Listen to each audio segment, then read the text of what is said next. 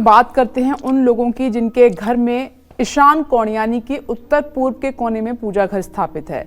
उत्तर पूर्व दिशा में बना पूजा घर सही है या नहीं? इस दिशा में पूजा घर होने से हमारे जीवन पर क्या प्रभाव पड़ता है, आइए पंडित जी से जान लेते हैं। पंडित जी, उत्तर पूर्व दिशा कैसी है, कोना कैसा है मंदिर के लिए? हाँ देखो, इसको अभी आपने कहा ना ईशान कोण, ईशान का अर्थ ही होता है शिव। ईशान जो है भगवान शिव का पर्यायवाची शब्द है। ईशान शिव जी का नाम है। शिव जी का नाम जो है वो ईशान है, उनको ईशानी कहते हैं जी। तो ईशान कोण माने शिव की दिशा, ईश्वर की दिशा, ईश्वर की दिशा। तो ये ईश्वर की दिशा है। नॉर्थ ईस्ट जो है ये ईश्वर की दिशा है। यहां पर अगर पूजा घर होगा, पक्का मानो उस घर के पूजा घर में पूजा करने वाले लोग ऋण रोग दरिद्रता से सदैव मुक्त रहेंगे। उन्हें ऋण रोग दरिद्रता कभी छू नहीं सकती।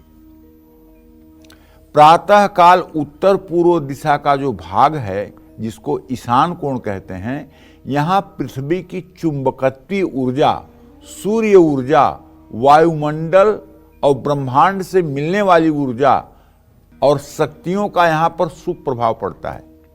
ईशान कोण में अगर पूजा घर होगा और खिड़की पूर्व व उत्तर तरफ खुली होगी तो सूरज की पहली किरण पूजा घर में आएगी। पहली किरण आपके पूजा घर में आएगी। और पूजा घर में सूर्य की किरण आने का मतलब कि वहां एक पॉजिटिविटी का संचार होगा। तो यानी ईशान कोण जो है ये ईश्वर का कोना है, जहां बिना आवाहन के देवी देवताओं का निवास होता है। ईशान कोण देवगुरु बृहस्पति के साथ साथ भगवान ब्रह्मा और विष्णु का भी स्थान है। आपके घर के पूर्व दिशा में पूजा घर है तो परिवार को लोगों का मन सात्विक रहेगा, सेहत अच्छी रहेगी, आयु लंबी होगी। और उत्तर पूर्व दिशा में पूजा घर बनाना सबसे शुभ होता है।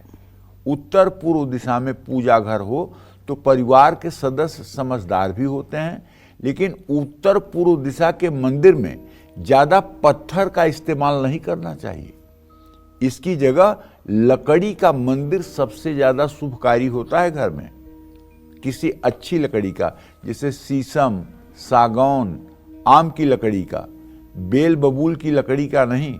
मंदिर जो होना चाहिए वो सागौन का होना चाहिए, शीशम का होना चाहिए, कोई अच्छी लकड़ी का होना चाहिए जो शुभ मानी जाती है वास्तुशास्त्र में। कांटेदार वृक्षों की लकड़ी नहीं होनी चाहिए। दूसरी बात, अगर मान लीजिए कि आप फ्लैट खरीद रहे हैं और उत्तर पूर्व दिशा में पूजा का स्थान नहीं है, चलिए कंप्रोमाइज कर लीजिए, कहीं उत्तर में या पूर्व में बना लीजिएगा। लेकिन अगर उत्तर पूर्व में टॉयलेट है तो मैं दावे के साथ कह सकता हूं वहां खुद नारायण आकर के उस घर के लोगों को सुखी नहीं कर सकते।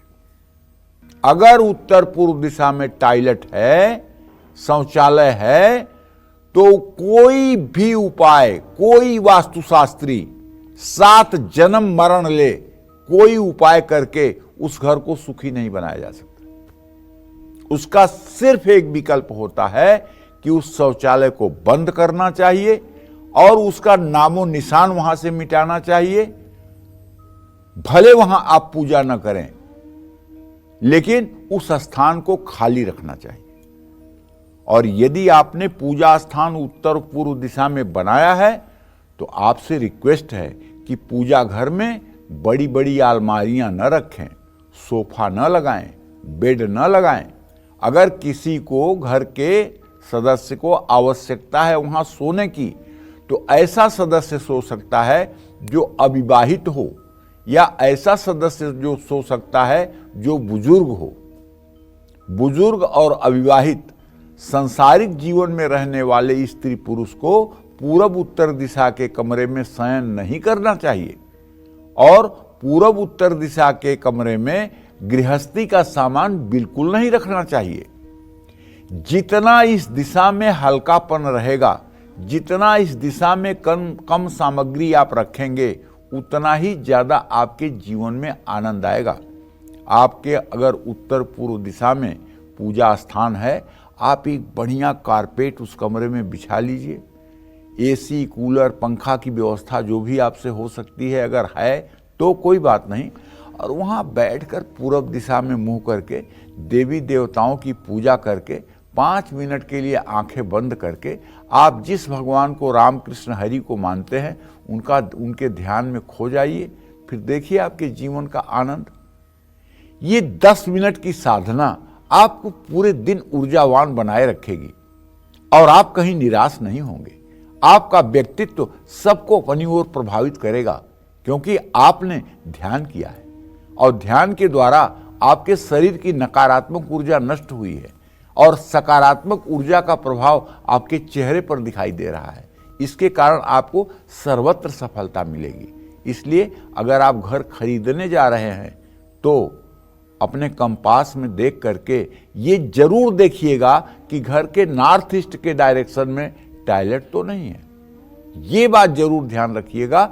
ये हमारे सभी दर्शकों से हमारी करबद्ध प्रार्थना है कि सुखी जीवन के लिए ये बहुत जरूरी है। जय मां विंध्यवासिनी।